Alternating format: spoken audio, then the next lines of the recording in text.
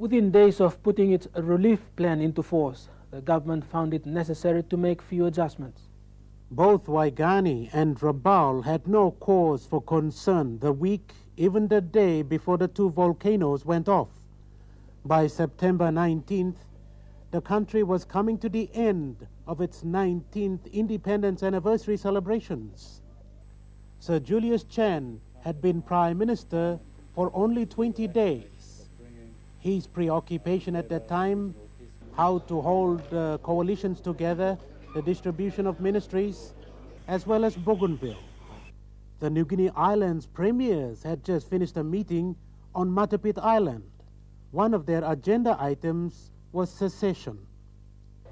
The night preceding the eruptions, what was one of many earth tremors the people of Rabaul had become accustomed to for many years, suddenly led to a potential volcanic eruption.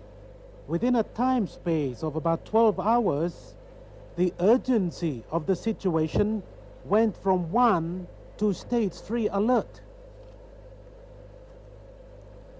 Back in Port Moresby, the Director General of the National Disaster and Emergency Services, Leith Anderson, who had been updated with situation reports, in turn kept people who needed to know informed. These included government agents and members of the diplomatic corps. During the night of Sunday, many people near the danger zone of the volcanoes moved to safer areas. The people's own sixth sense told them that this time something was going to happen. But during this time of uncertainty and to a greater extent anxiety, some people did not want to leave. Others were told to stay put near the danger zones. The people had a dress rehearsal of mass evacuation in 1984, some 10 years ago, when volcanic activity pushed the stage of preparedness to 3. But the elaborate evacuation plans and procedures had been 10 years too long. We had an excellent disaster plan there, but the cart got before the horse. Mother Nature decided to do its thing. Instead of, as it's done in most other countries in the world, when volcanoes got in on the act, our volcanoes decided to do it the other way around. Just like that, they went off. So your disaster plan was effectively negated. Everything, all the arrangements for picking up people and doing this and doing that, you know, they just went out the windows. While the set evacuation plans were not followed, the eruptions of Volcan and Tavuvu were not as deadly as before. They nevertheless damaged Rabaul town and displaced tens of thousands of people. At Waigani, the day of the eruptions, Sir Julius ordered an urgent cabinet meeting and declared Rabaul a state of emergency.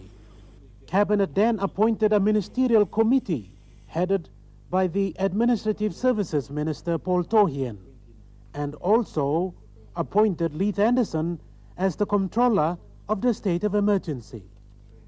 Mr. Anderson was given wide-ranging powers to provide shelter and relief supplies to the displaced people.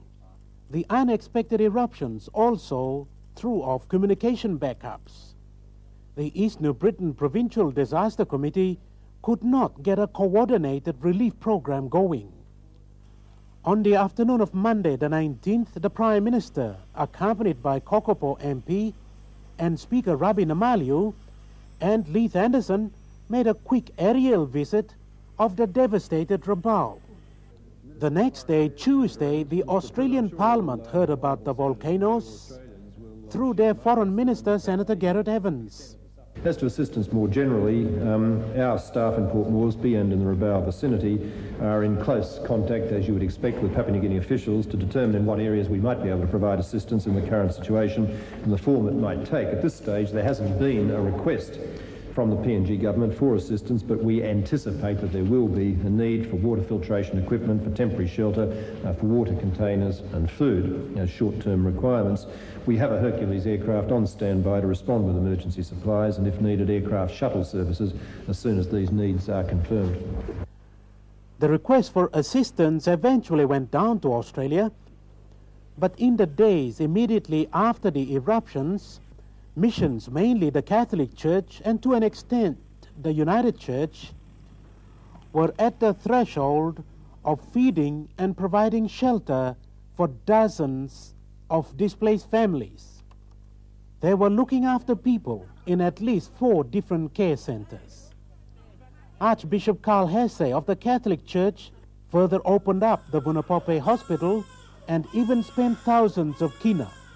Now, today, we have numbers in the vicinity of 100,000, but also for those people who are looking after other people, after the refugees, for those families who have double up or triple up the number of people living with them. 5 days later, outside assistance finally arrived at Tokua Airport. Australia and American Hercules planes brought in supplies, and our own members of the Defense Force were flown in to provide order. Given our well-rehearsed plans and our knowledge from past experiences, Volcan and Tavuvu tested our preparedness and nearly won. While we rebuild or relocate Rabaul town, we will do so with the knowledge that not many people were killed this time. Volcanic eruptions, landslides, floods, frosts, droughts, and even diseases, this country cannot escape them. Our seemingly small Papua New Guinea can suddenly become big and difficult when disasters strike. Every province is vulnerable. There is one thing we should understand in all this. Under laws on disasters, there are provisions enabling provincial governments to set up disaster committees. Normally, they would be headed by the administrative secretary. Rabaul has always had a provincial disaster committee simply because of volcano threats. A lot of the other provinces don't have such committees. Now is the time to think about them.